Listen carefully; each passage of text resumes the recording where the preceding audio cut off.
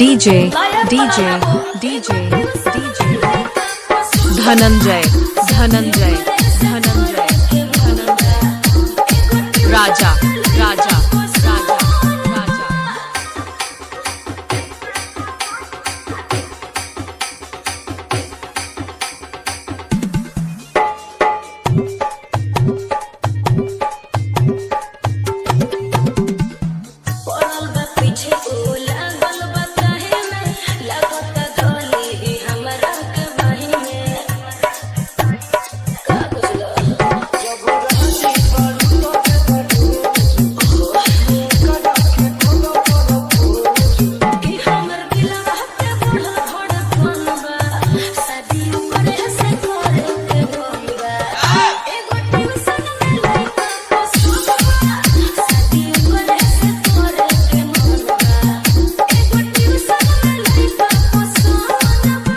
साजन music mafia, Sajan music mafia, Sajan music mafia, Sajan music mafia.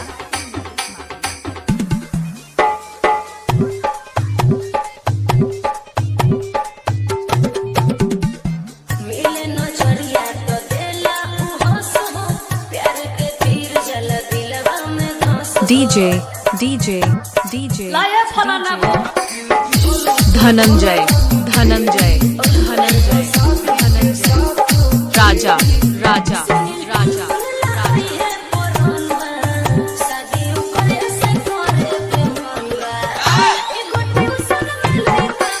Sajan music mafia, Sajan music mafia, Sajan music mafia. छोटा मिर्जापुर, छोटा मिर्जापुर, छोटा मिर्जापुर। 93 05 72 42 86।